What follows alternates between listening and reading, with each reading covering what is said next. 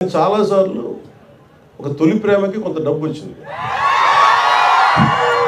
ఇప్పుడు పుస్తకాలు చూసేవాడిని, కానీ నేను కోరుకున్న దానికి ₹1,00,000. మీరు ఊహించుకుంటే నా రెమ్యూనరేషన్ 15 లక్షలు అంటే నేను ₹1,00,000 పుస్తకం, 1,00,000 2 లక్షల పుస్తకాలు కొనుక్కున్నాను.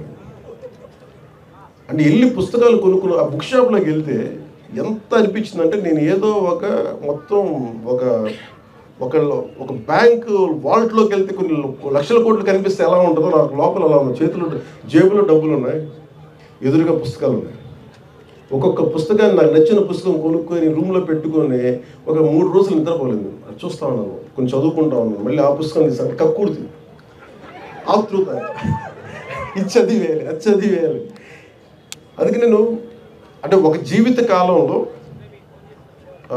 కార్ల్ సగాన్ చెప్పినట్టుగా 10,000 పుస్తకాలు చదవగలను. మనిషి 10,000 పుస్తకాలు చాలా బలంగా చదవగలరు సంపూర్ణంగా. ఆ 10,000 పుస్తకాలు ఎలా చదవాలి అనేది మనం ఒక స్ట్రాటజీతో నిర్ణయించుకోవాలి. మన ఇష్టాలు ఏంటి, మన అయిష్టాలు ఏంటి, ఏ పుస్తకం మనకు అవసరం, ఏ పుస్తకం మనకు అనవసరం, ఇవన్నీ పెట్టుకొని మీరు కూడా పుస్తక ప్రియులు కావాలి, గొప్ప సాహితీవేత్తల్ని గౌరవించే వ్యక్తులు కావాలి, మీరు తెలుగు భాషని పరిరక్షించే మీరు సైనికులు కావాలి మనస్ఫూర్తిగా కోరుకుంటూ మీ అందరికీ ధన్యవాదాలు తెలియజేసి ఇక్కడికి వచ్చిన ఈ గూడందరికీ కూడా ప్రతి ఒక్కరికి పేరు పేరున ధన్యవాదాలు తెలుపుకుంటూ సెలవు తీసుకున్నాను.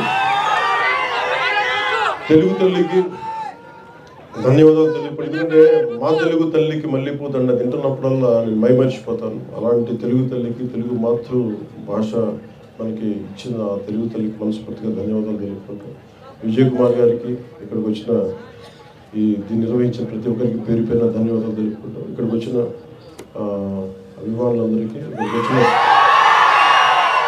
మౌనంగా కూర్చొని మీ ప్రేమనిస్తున్న ఇక్కడ సాహితీ ప్రియులందరికీ మనస్ఫూర్తిగా మీ ధన్యవాదాలు తెలుపుకుంటూ, అలాగే దీనికి అద్భుతమైన